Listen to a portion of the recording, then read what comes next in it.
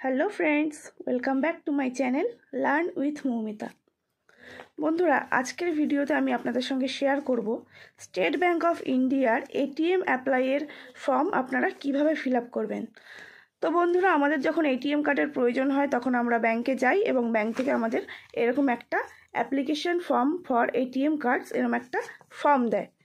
তো এই ফর্মটা ফিল আপ করে ব্যাংকে জমা দিতে হয় এবং এর সাথে কিছু ডকুমেন্টস আমাদেরকে ব্যাংকে জমা দিতে হয়।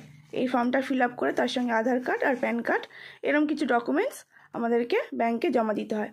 তো এই ফর্মটাকে আমরা কিভাবে ফিল আপ করবো সেটাই আজকের ভিডিওতে আমি আপনাদের সাথে শেয়ার করতে চলেছি। তো বন্ধুরা, ভিডিওটি প্রথম থেকে শেষ পর্যন্ত দেখতে থাকুন যাতে ফর্মটা পুরো ফিল আপ করতে আপনাদের কোনোরকম কোনো সমস্যা না হয়। তো বন্ধুরা, চলুন ভিডিওটা শুরু করা যাক। তো বন্ধুরা, আপনাদের বোঝার সুবিধার্থে আমি ফর্মটাকে পুরো ফিল আপ করে নিয়েছি। তো প্রথমেই এখানে আছে নেম, এই নেমের জায়গায় নামটা লিখে দিতে হবে। আর এখানে কিন্তু প্রতিটা জিনিসই ক্যাপিটাল লেটারে লিখতে হবে, ঠিক আছে? তো প্রথমে নেমের জায়গায় নেমটা আপনারা লিখে দেবেন। তারপরে এখানে আছে মেল ফিমেল, যদি মেল হয় তো মেল আর যদি ফিমেল হয় তো ফিমেলে টিক মারবেন। তো তারপরে আছে অ্যাড্রেস, আপনাদের যে অ্যাড্রেসটা আছে এখানে আপনারা অ্যাড্রেসটা লিখে দেবেন। তারপর আছে টাউন বা সিটি, আপনাদের টাউন বা সিটির যে নামটা আছে সেই নামটা এখানে লিখে দেবেন। তারপরেই আছে স্টেট, আপনাদের স্টেটের নামটা এখানে লিখে দেবেন, ঠিক আছে?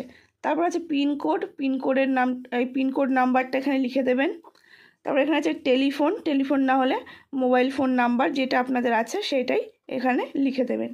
তারপর এখানে আছে ইমেল যদি আপনাদের থেকে থাকে তো এখানে লিখে দেবেন, আর যদি না থাকে তো লেখার দরকার নেই।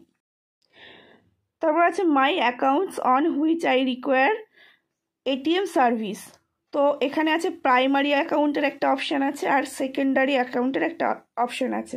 তো প্রাইমারি অ্যাকাউন্টে এখানে আছে সেভিংস অর কারেন্ট, ঠিক আছে? আর সেকেন্ডারি অ্যাকাউন্টেও এখানে আছে সেভিংস আর কারেন্ট। বেশিরভাগ ক্ষেত্রে প্রাইমারি অ্যাকাউন্টই হয়। যদি সেভিংস অ্যাকাউন্ট হয় তাহলে সেভিংসে টিক মারবেন, আর যদি কারেন্ট অ্যাকাউন্ট হয় তাহলে কারেন্টে টিক মারবেন। তারপরে এখানে আছে ব্রাঞ্চ আপনাদের যে ব্যাংকের যে ব্রাঞ্চের নামটা আছে সেই ব্রাঞ্চের নামটা এখানে লিখে দেবেন। আর তারপরে এখানে যদি সেভিংস অ্যাকাউন্ট হয় তাহলে সেভিংস অ্যাকাউন্টের নাম্বারটা এখানে লিখবেন, আর যদি কারেন্ট অ্যাকাউন্ট হয় তাহলে কারেন্ট অ্যাকাউন্টের নাম্বারটা এখানে লিখে দেবেন। তারপর এখানে শেষে এখানে সিগনেচার করতে হবে। তো এইভাবে পুরো ফর্মটাকে ফিল আপ করতে হবে। এখানে নাম, তারপর অ্যাড্রেস, তারপরে state, pin code, mobile number, email যদি থাকে দেবেন, না থাকলে দেওয়ার দরকার নেই, ব্যাংকের ব্রাঞ্চের নাম, অ্যাকাউন্টের টাইপ সেভিংস আর কারেন্ট, অ্যাকাউন্ট নাম্বার আর সিগনেচার।